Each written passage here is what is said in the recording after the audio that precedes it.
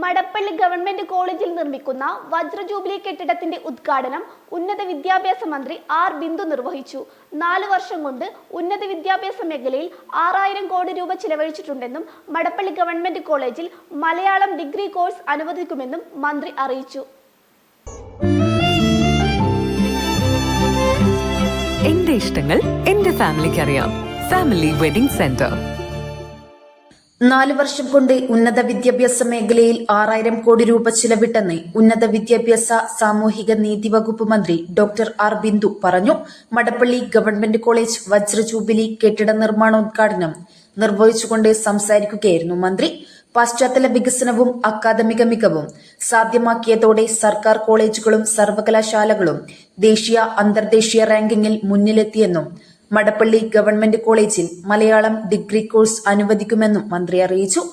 നമ്മുടെ ഗവൺമെന്റ് കോളേജുകളിലും സർവകലാശാലകളിലുമെല്ലാമായി 2000 കോടി രൂപയിൽ പരം തുകയുടെ നിർമ്മാണ പ്രവർത്തനങ്ങൾ ഈ 4 വർഷക്കാലം കൊണ്ട് നടന്നിട്ടുണ്ട്. 6000 കോടി രൂപയാണ് ഉന്നത വിദ്യാഭ്യാസ മേഖലയ്ക്കാകെ ഗവൺമെന്റ് 4 വർഷക്കാലം കൊണ്ട് വിന്യസിച്ചത്.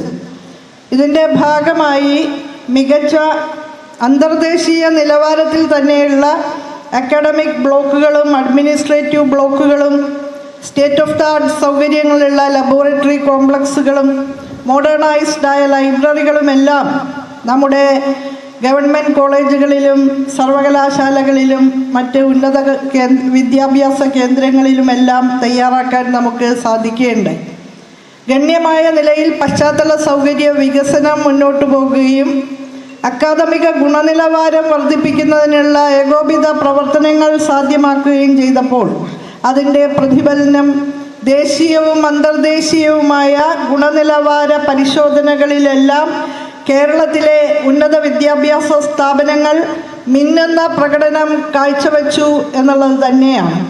സ്വന്തം ഭാഷയെയും സാംസ്കാരിക സവിശേഷതകളെയും അറിയണം, പഠിക്കണം എന്നുള്ള ഒരു ആകാംക്ഷ ഒരു ക്യാമ്പസ് സമൂഹം മുന്നോട്ട് വയ്ക്കുന്നത് ഒരു ഭാഷാ അധ്യാപിക കൂടിയായിട്ടുള്ള എന്നെ സംബന്ധിച്ചിടത്തോളം വളരെ അഭിമാനകരമായ ഒരു കാര്യമായി തന്നെ തോന്നുകയാണ്. അടുത്ത വർഷമാകുമ്പോഴേക്കും മലയാളം BA അല്ലേ ചോദിക്കുന്നത്, അത് നമുക്ക് അനുവദിക്കാൻ സാധിക്കും എന്ന് ഞാൻ ഉറപ്പു പറയുകയാണ്.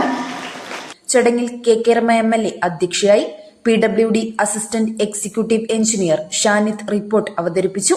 ഒഞ്ചിയം ഗ്രാമപഞ്ചായത്ത് president P Sreejith, Vadakara block panchayat സ്ഥിരം സമിതി അധ്യക്ഷൻ KM സത്യൻ മാസ്റ്റർ, ഗ്രാമപഞ്ചായത്ത് സ്ഥിരം സമിതി അധ്യക്ഷരായ UM സുരേന്ദ്രൻ, സുധീർ മഠത്തിൽ, principal Shinu Padinjare Malayamel, vice principal NK Anwar, program committee convener doctor K Abdul Nasser, PTA president Rasheed master തുടങ്ങി വിവിധ രാഷ്ട്രീയ പാർട്ടി പ്രതിനിധികൾ പരിപാടിയിൽ സംസാരിച്ചു.